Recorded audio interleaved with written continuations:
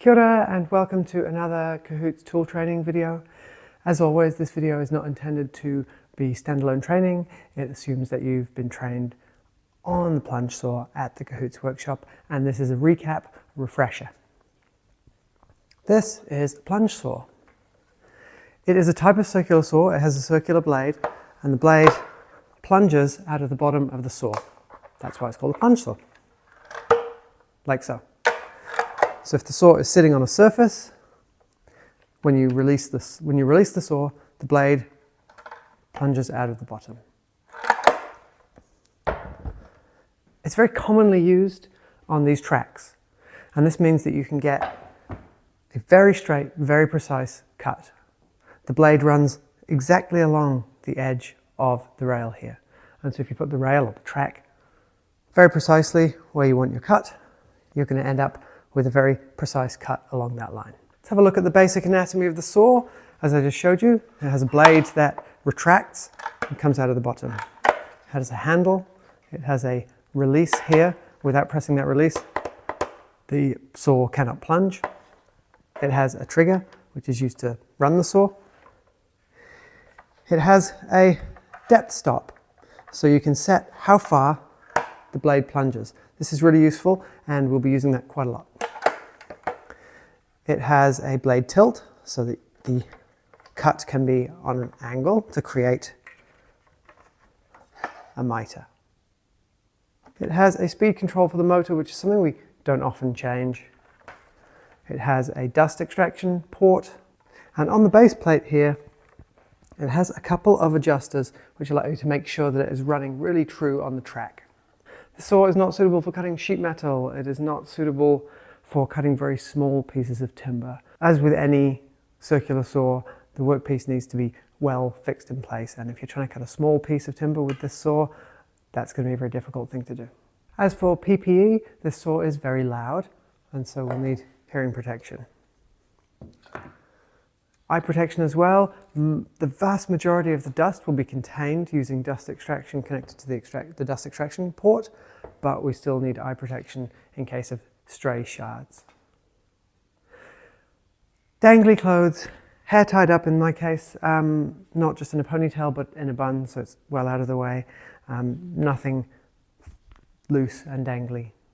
One of the other potential hazards with this saw is as you're moving it along the track to make a cut, you are dragging a power cord, you're dragging a vacuum hose, and you're walking. So if there are trip hazards, that's a problem. If the space is cluttered around you, if there are people moving around the space that you're working, those could be hazards. So make sure that you communicate your intentions to other people in the workshop, and also make sure that you are in control of the environment around you. You've checked the path for trip hazards, and you've made sure that people are not moving into that space or trying to share the workspace with you. Now, one of the other hazards with this saw, like with all circular saws, is binding or kickback.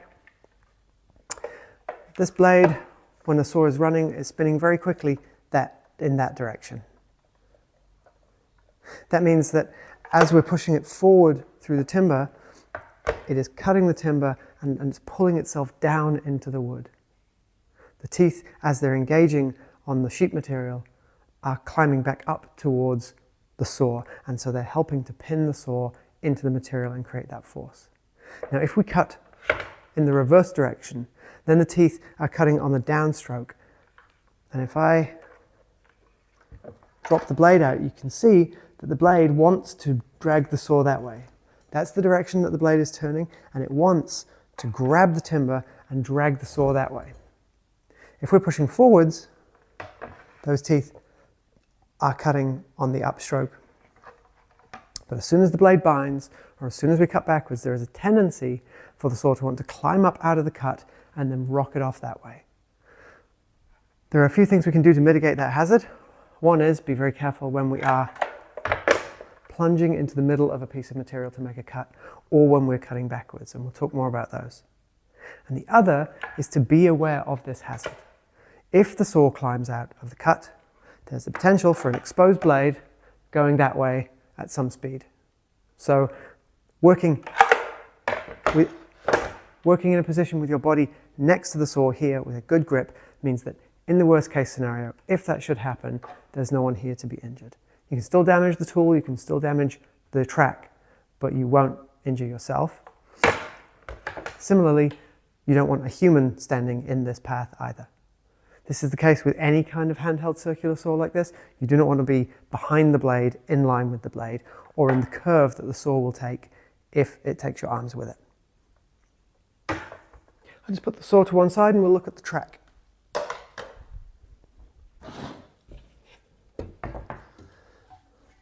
The track is asymmetric. This is the side that the saw cuts against.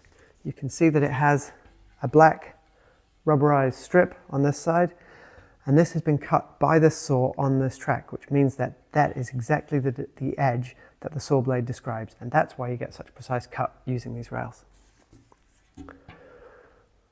So be aware of which side of the rail the saw cuts on. It can only go on the rail one way round, and it only cuts one way round. In the case I'm demonstrating here, we've got a large piece of timber sitting flat on this table. This is ideal. We're supporting the timber that we're cutting on both sides of the cut, and we're actually using this wasteboard underneath. So we're going to cut through this timber and a few millimeters into the wasteboard. That's really important because it provides full support for the piece.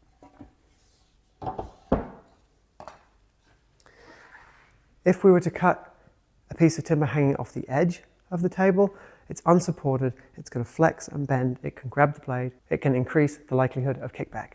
Where possible, clamp pieces of wood to a stable workpiece. Large sheets will sit with enough friction that they're not going to move, but clamping always provides that advantage.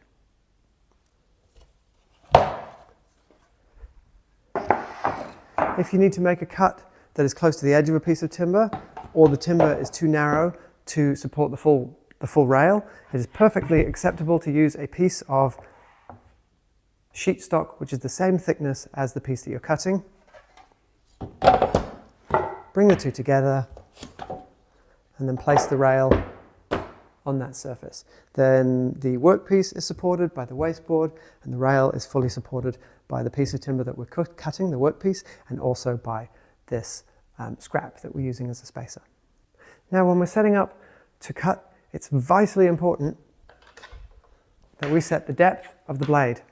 If we try and cut now and the blade goes all the way through like that, it's going to go all the way through this wasteboard or spoil board on top of the table here, and it's going to go through the tabletop itself, and it's going to go out the bottom. The track is about 4 millimeters thick, and so if you know the thickness of your workpiece and you know the thickness of the track is approximately 4 millimeters, then we can set the depth appropriately. Now, you want to cut a few millimeters deeper than the thickness of your material to make sure you go all the way through, and the screws that hold this spoil board in place have been set at least 5 millimeters deep. So as long as you add 5 millimeters or less to your measurements, you'll be okay. Let's figure out the thickness of the material that we're cutting. I suspect that it is 17 millimeter ply. Yep, this is 17 millimeter ply. And then we've got 4 millimeters of track, and I'm going to cut, say, 3 millimeters into the spoil board. So that means in total, I'm aiming for a 24 millimeter depth of cut. And there's a useful gauge on the side of the saw where the depth adjust is. I bring that arrow up to 24 millimeters, tighten it off, and now the blade drops by 24 millimeters. If you're unsure, you can eyeball that and put the saw on the track. You can drop the blade, and that blade looks like it will go through my material, and it's going to come through the spoil board by a few millimeters, less than 5.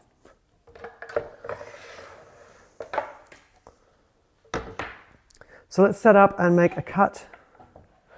I'm just going to trim a very small piece off the edge of this timber here. Now, obviously, I'm not covering how to mark the timber, but typically a mark on either end at your width. You've got to worry about whether your timber's square, you've got to worry about all these things. It's beyond the scope of this video, so I'm not really worried about marking this cut.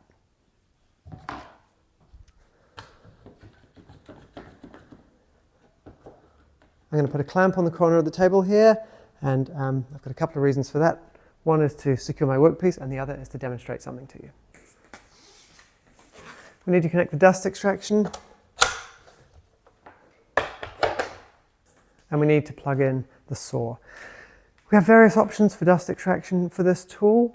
Some of the shop vacs have an automatic function, which means that you can plug the saw into the shop vac, and when you run the saw, the shop vac will run, which is really convenient if you're making multiple cuts. Now that the saw is connected to the vacuum cleaner is on automatic, and the power's on at the wall. This is live and ready to go. I'm going to make this cut now, and then we'll discuss some more technique.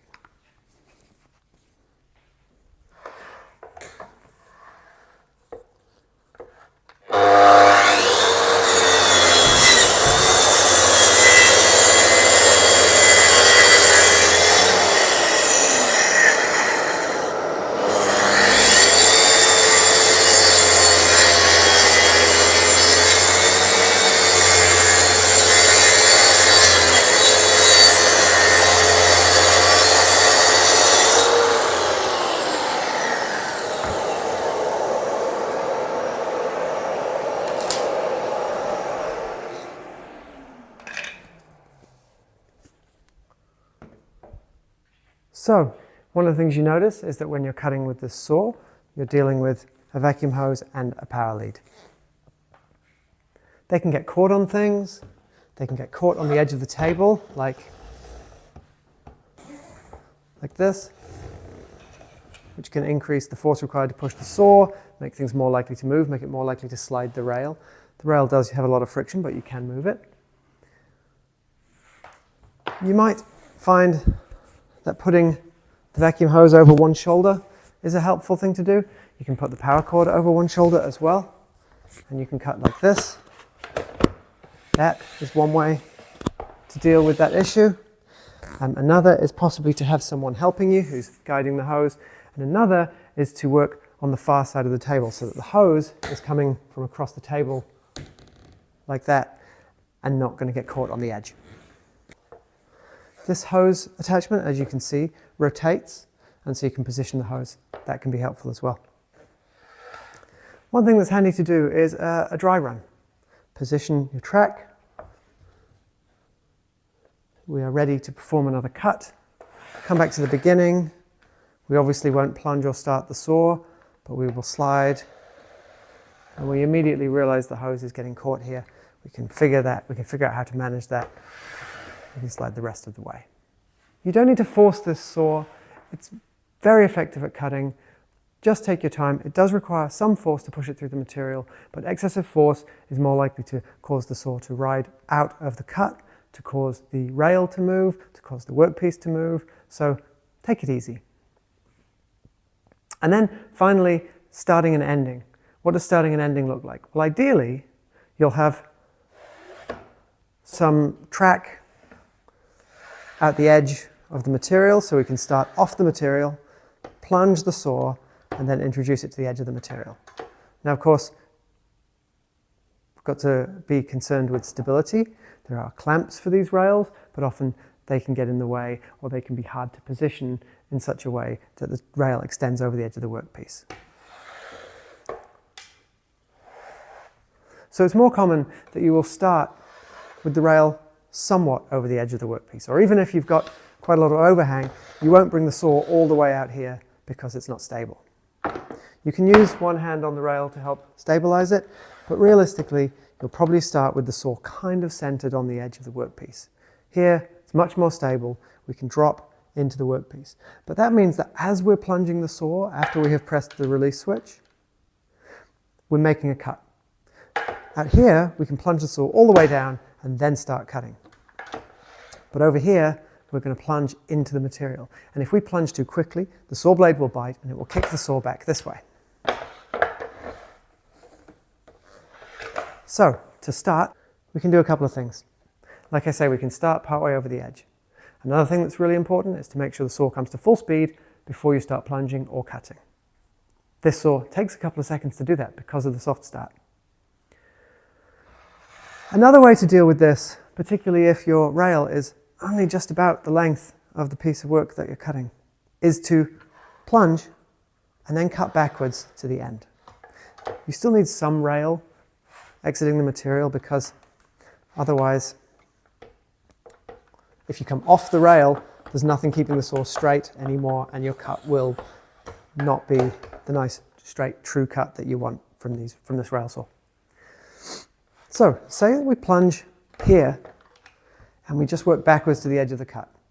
Sometimes that's necessary. Sometimes it's necessary because you're cutting in the middle of a piece of work. Your cut doesn't go all the way to the end of the piece of work. So you need to drop the saw in, and then maybe you have a mark on the piece of timber, and you're going to work your way back to that mark.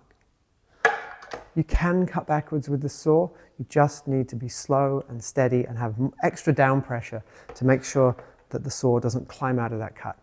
So what I'm going to do is a quick plunge and a quick cut in the middle of this material to demonstrate that and to show you how slowly I plunge the saw and how slowly I move backwards.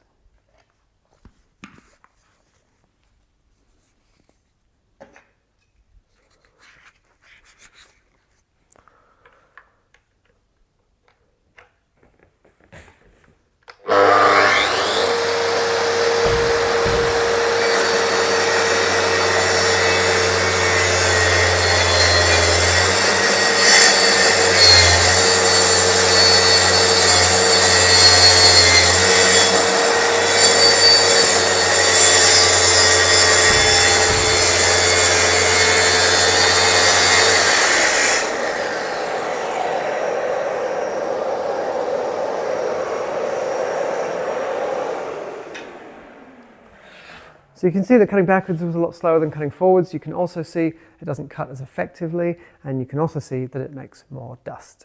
So cutting backwards, when necessary, do it, otherwise avoid it. That's starting a cut. How about finishing a cut? Well, you need to have enough rail to run the saw out the other side. So cutting the length that we're cutting here, this rail is just minimally viable. Ideally, we'd have a little bit more run out here so that we can run the saw, clean out the rest of the workpiece. Remember, if you run too far on the rail, it's going to be unstable again. You can have a hand, you can have a friend helping support, but if you're supporting on the back side of the rail, again, be aware of the potential for a climb out and kickback hazard. So if you've got a friend supporting the rail, don't have them here. If they're holding it on the far end, they're well out of that path, they're well out of the way. But if they're supporting it right next to you here, then the hand can get cut. And that is the plunge saw. It's a really great tool for making really precise cuts. Some people call it a track saw, some people call it a rail saw. Remember, if you need any help, you can watch this recap video again, but you are always welcome to come into the Cahoots Workshop and ask Cahoots staff or approved volunteers for retraining or for assistance. And we look forward to seeing you in the workshop.